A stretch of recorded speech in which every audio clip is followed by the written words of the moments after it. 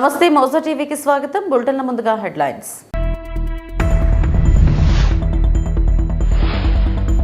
జగన్ కు అదానీ ముడుపులపై కేబినెట్ లో చర్చించిన తర్వాతే నిర్ణయం తీసుకుంటామన్న డిప్యూటీ సీఎం పవన్ కళ్యాణ్.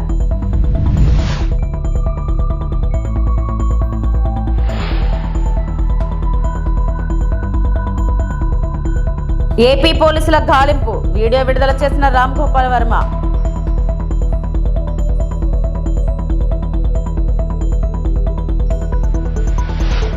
నా భర్తకు ప్రాణహాని ఉంది, ఇంటూరి రవికిరణ్ భార్య సుజన.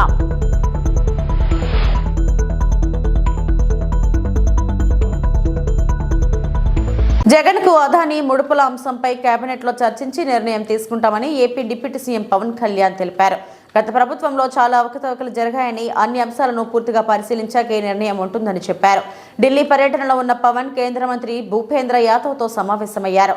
అనంతరం మీడియాతో మాట్లాడారు. పక్క రాష్ట్రాల్లో పట్టుబడిన ఎర్రచందనంపై ఓ నిర్ణయం తీసుకోవాల్సి ఉందని పవన్ అన్నారు. పట్టుబడిన ఎర్రచందనం విక్రయంలో వాటాపైన నిర్ణయం తీసుకుంటామని చెప్పారు. బంగ్లాదేశ్లో హిందువులపై దాడులు ఆవేదన కలిగిస్తుందన్నారు.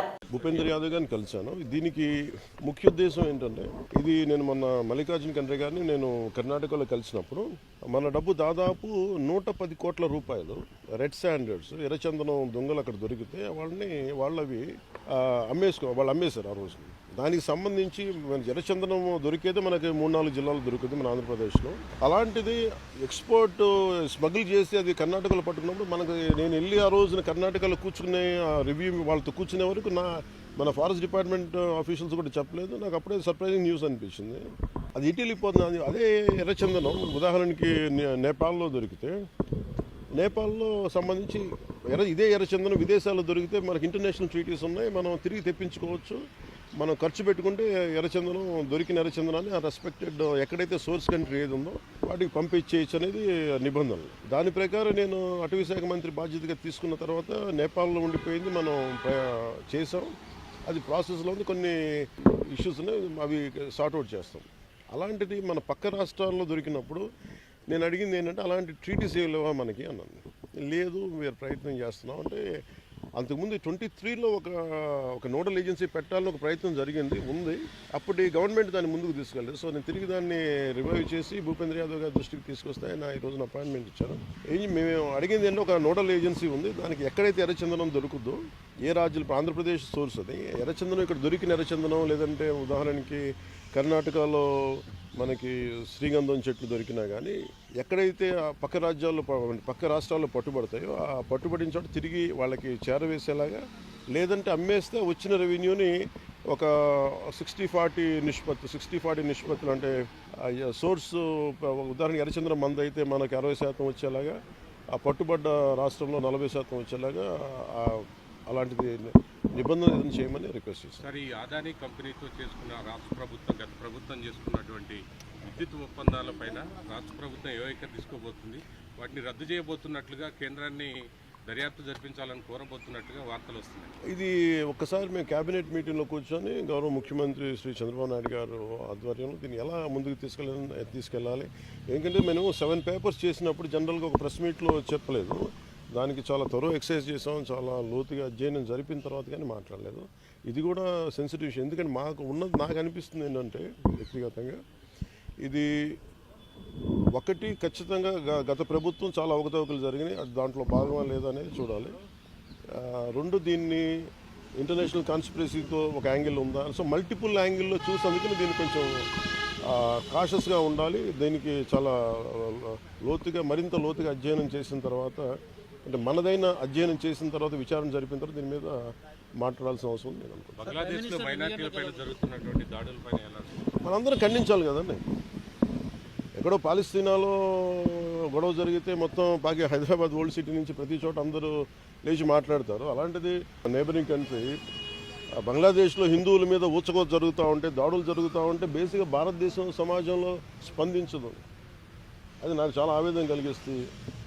ఇండియన్ ఆర్మీ అంటే ప్రతి దేశంలో ప్రతి రాష్ట్రంలోని సైనికుడు ఉంటారు. అక్కడ వాళ్ళ రక్తాలు దారబోస్తే తప్ప, వాళ్ళ ప్రాణాలు కోల్పోతే తప్ప ఈ రోజున బంగ్లాదేశ్ విమోచన జరగలేదు. ఇది ఎక్కడో చోట అందరం కలిసికట్టుగా మాట్లాడాలి. ఈ భయాలన్నీ వదిలేసి, ఎక్కడ పాలస్తీనాలో జరిగినప్పుడు ఒక ఎకో సిస్టమ్ అందరూ బలంగా వచ్చి నిలబడ్డప్పుడు మీరు బంగ్లాదేశ్లో హిందువులను ఊచకోత జరుగుతుంటే ఎవరు ఎందుకు మాట్లాడరు? అందుకని అది నేను మాట్లాడడం స్టార్ట్ చేశాను. I think it is our fundamental, ఇది మన ప్రాథమిక బాధ్యత. పశ్చిమ గోదావరి జిల్లా తణుకు శాసనసభ్యులు ఆర్మిల్లి రాధాకృష్ణ క్యాంప్ కార్యాలయంలో మీడియా సమావేశం నిర్వహించారు.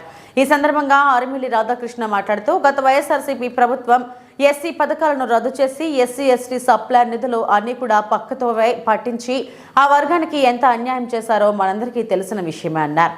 ఈ రోజు మా కూటమి ప్రభుత్వంలో ఎస్సీలకు సంబంధించి బడ్జెట్ కేటాయించి పంచడం జరిగిందని అన్నారు. అలాగే బీసీలకు కూడా బడ్జెట్ కేటాయించి వారికి కూడా పంచడం జరిగిందన్నారు. ముఖ్యంగా ఈ రోజు విద్యకు పెద్దపీట వేస్తూ దాదాపు 30,000 కోట్ల రూపాయలు విద్యుత్కు బడ్జెట్లో కేటాయింపు జరిగిందని అన్నారు. దేశ చరిత్రలో ఏ ముఖ్యమంత్రి రానటువంటి ఎఫ్బిఐ జగన్మోహన్ రెడ్డి చేసిన అవినీతిని ఈ రోజు వెలికితీసి ఏ విధంగా అవినీతి చేశాడో అనడం ఒక నిదర్శనమని అన్నారు.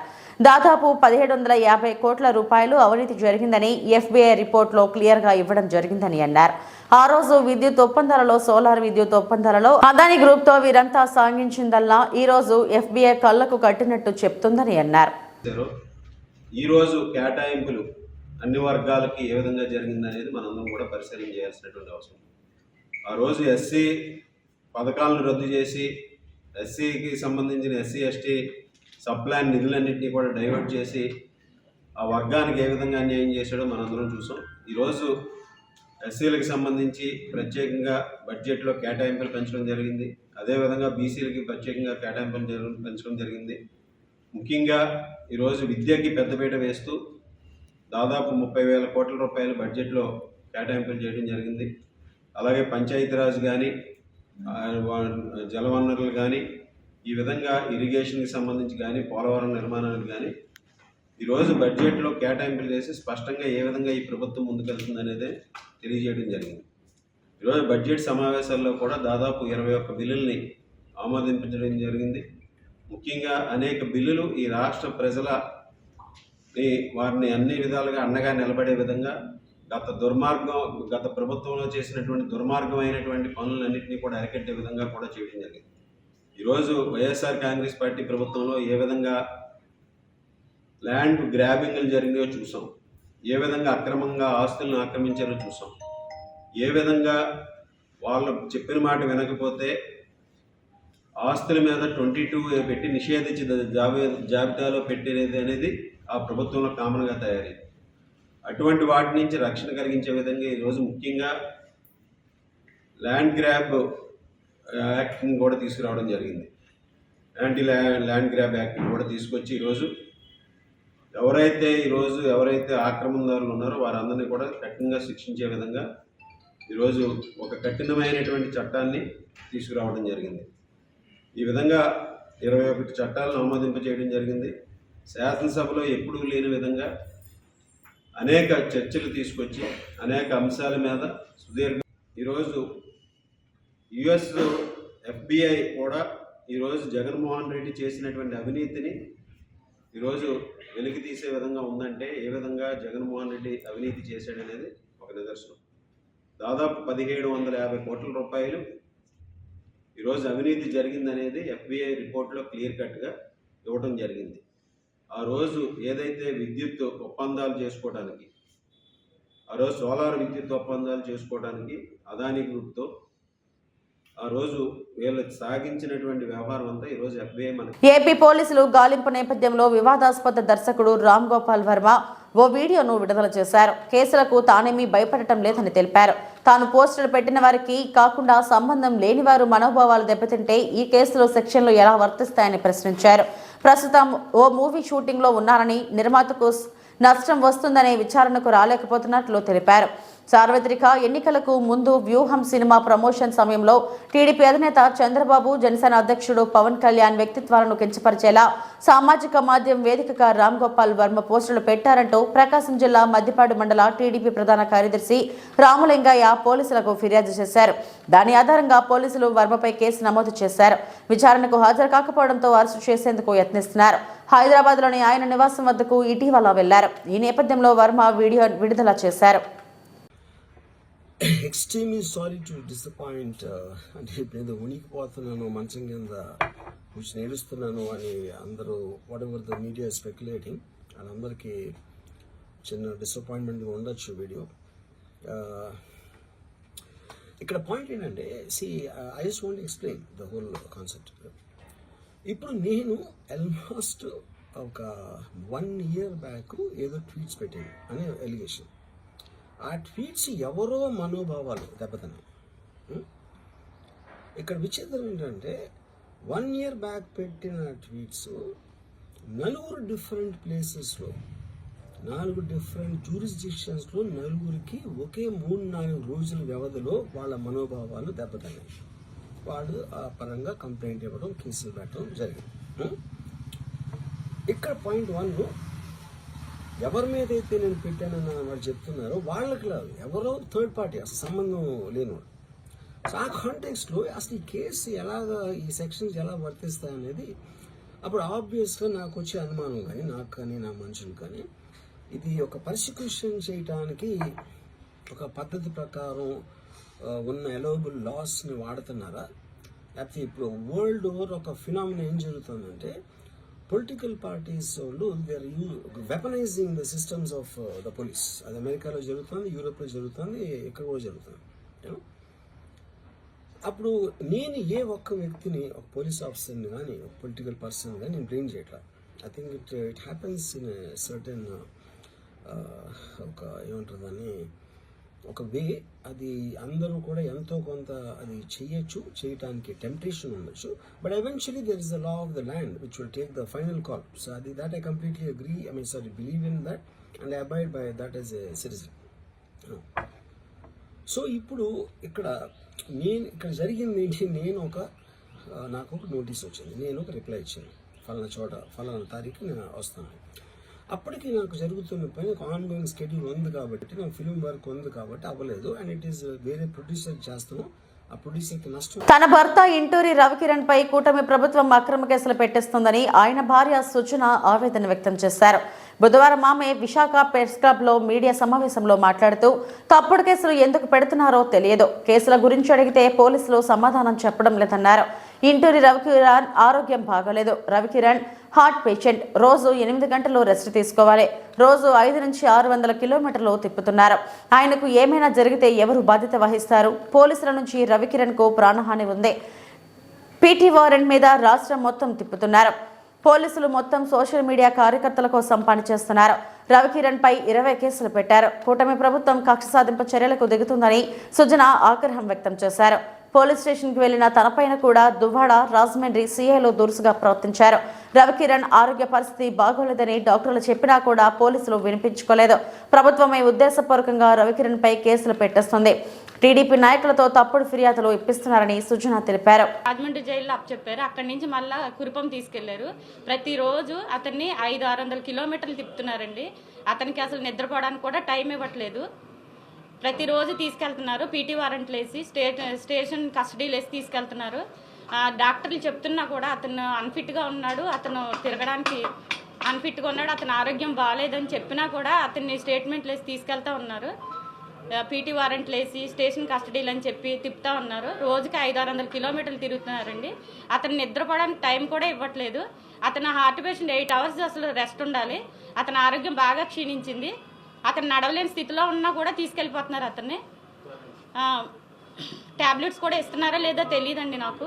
అతను వెళ్తుంటే, మేము జైలుకి వెళ్తుంటే ఎంట్రీ పెట్టుకుంటుంటే అసలు ఎంట్రీ అతను లేడనే చెప్తున్నారు. మాకు ఎంట్రీ క్యాన్సిల్ అయిపోతుంది.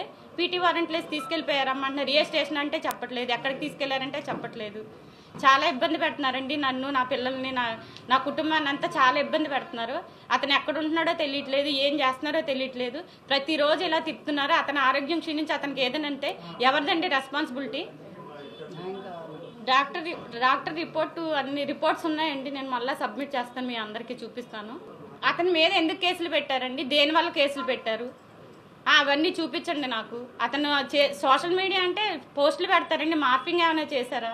అతను ఏమైనా అసభ్యకంగా రాశాడు, అసభ్యకరంగా అశ్లీలంగా ఏమన్నా ఉన్నాయా పోస్టుల్లో? ఒకసారి చూపియండి. ఎందుకు పెడుతున్నారు ఇన్ని సెక్షన్లు ఎందుకు పెడుతున్నారు అతని మీద? ఏమండి తీసుకెళ్తున్నారు, ఇప్పుడు పొద్దున్న తీసుకెళ్తున్నారు, రాత్రి ఏ టైంకి ఇస్తున్నారో తెలియట్లేదు. ఇంటి దగ్గర నుంచి అరెస్ట్ చేస్తుంటే నేను ఫాలో అవుతున్నాను, అందుకని నన్ను కట్ చేశారు, జైల్లో పెడుతున్నారు. జైల్లో అయినా ఉంచుతున్నారా? జైలు నుంచి తీసుకెళ్తున్నారు. ఎప్పుడు తీసుకెళ్తున్నారో అర్ధరాత్రి లేదు, సండే లేదు, ఎప్పుడు లేదు. ఎప్పుడు తీసుకెళ్తున్నారో తెలియదు, ఎప్పుడు తీసుకొస్తున్నారో తెలియదు. అతను అక్కడ ఉన్నాడని మనం వెళ్ళి ములాఖత్ పెట్టుకుంటే అక్కడ లేడమ్మా, పీటీ వారెంట్ మీద తీసుకెళ్లారు. ఎక్కడ తీసుకెళ్లారు మాకు తెలీదు, ఇట్లనే చెప్తున్నారు. జైల్లో కూడా మాకేం చెప్పట్లేదండి. అక్కడికి వెళ్ళి అడుగుతుంటే కూడా మనిషి ఉండట్లేదు, మమ్మల్ని కలవనివ్వట్లేదు అసలు ఆయన్ని. ఏ స్టేషన్ అని లేదండి. ఇప్పుడు అక్కడ అసలు కొత్త కేసులు అన్నీ దేని మీద పెడుతున్నారో తెలియట్లేదు, ఎవరు పెడుతున్నారో తెలియట్లేదు, ఏ కేసో తెలియట్లేదు, కేసు నెంబర్ తెలియట్లేదు. లాయర్లు వెళ్ళి అడిగినా, మేము వెళ్ళి అడిగినా అంతా మేము ఇవ్వము, సీక్రెట్, మమ్మల్ని ఇబ్బంది పెట్టద్దు. పోలీసుల నుంచి ఇదే సమాధానం. మొత్తం పోలీస్ వ్యవస్థ అంతా ఈ వైసీపీ సోషల్ మీడియా కార్యకర్తల కోసమే పనిచేస్తున్నారు వీళ్ళు.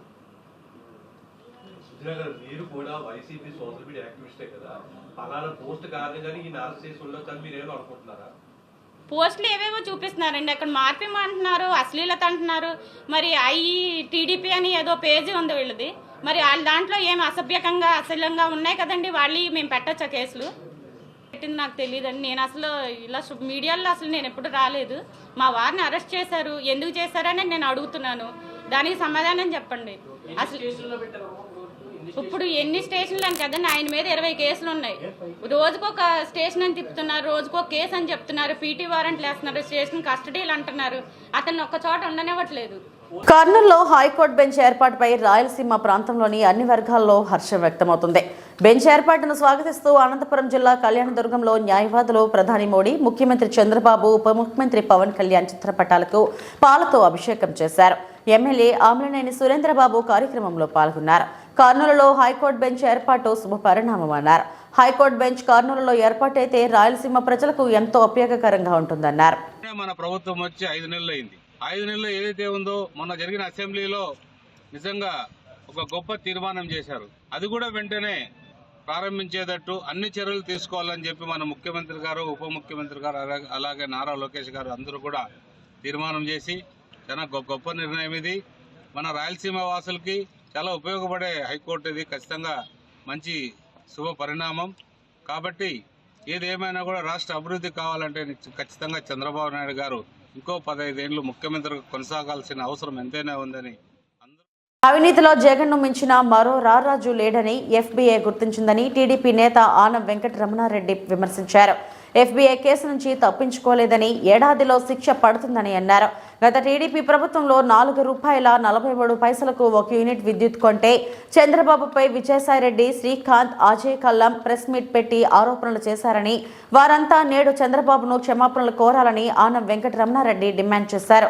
గత టీడీపీ ప్రభుత్వంలో ఒప్పందాలు చేసుకున్న దిగ్గజ సంస్థలను లంచాలకు కక్కుర్తిపడి జగన్ వెనక్కి పంపారని ధ్వజమెత్తారు. వాళ్లను పంపించకుండా ఉంటే రాష్ట్రానికి ఎంతో ఆదాయం వచ్చేదని అన్నారు. అంతే కదా, చంద్రబాబు నాయుడు ₹4.43 కొని అదే ఎన్టీపీసీ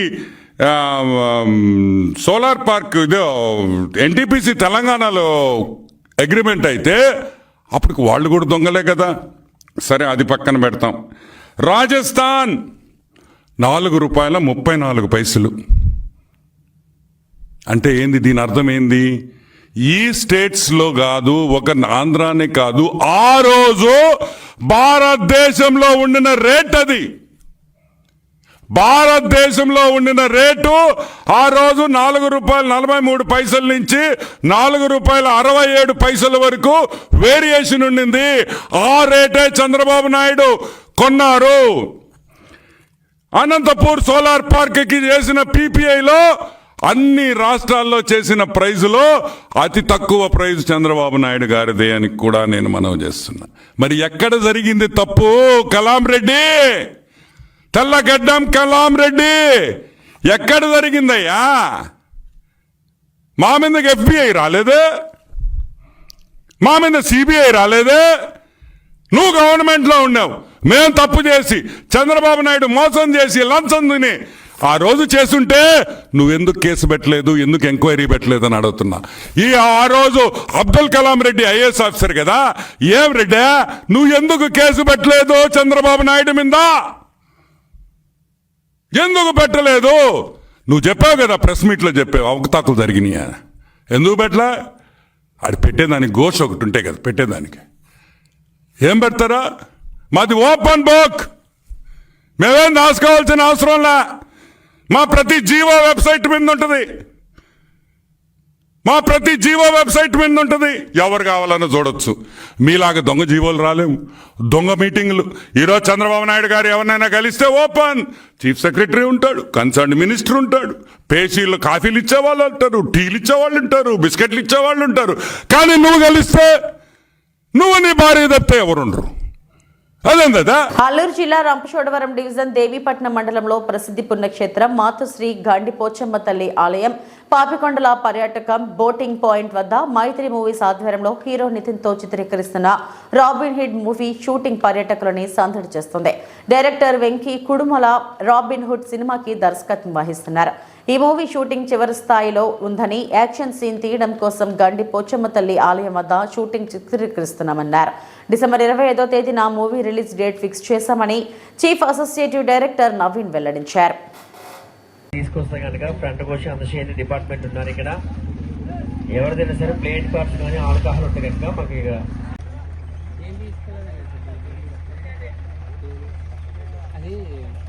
అలాగే మీకు బ్రేక్ఫాస్ట్ అయితే లిమిటెడ్ అండి, ఇడ్లీ గారి ఉప్మా లిమిటెడ్. ఓకే, యాక్షన్ ఉంటుంది. ఆ ప్లేట్స్ అనుకో డస్ట్బిన్ లో వేయండి. షింక్ ఉంటుంది, షింక్ లో హ్యాండ్ చేసుకోండి. ఎవరు కూడా గోదావరిలో పడేయద్దు. అలాగే డ్రింకింగ్ వారితో తిరుమల శ్రీవారిని సినీ నటి జ్యోతిక దర్శించుకున్నారు. బుధవారం ఉదయం వీఐపీ విరామ సమయంలో సుప్రభాత సేవలో ఆమె పాల్గొన్నారు. దర్శనం అనంతరం రంగనాయకుల మండపంలో వేద పండితులు వేదాశీర్వచనం అందించగా ఆలయ అధికారులు శ్రీవారి తీర్థ ప్రసాదాలు అందజేశారు. అనంతరం బయటకు వస్తున్న ఆమెతో పలువురు సెల్ఫీలు దిగారు. ఓ అభిమాని ఆమెకు స్వామివారి చిత్రపటం బహుకరించారు.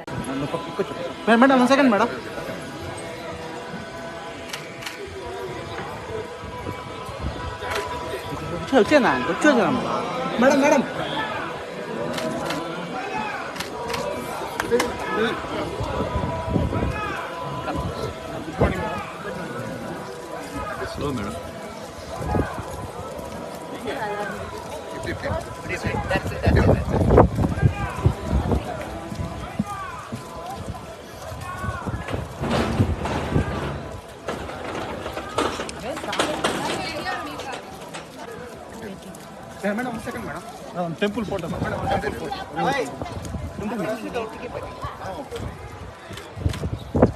మేడం ఇచ్చారు మేడం.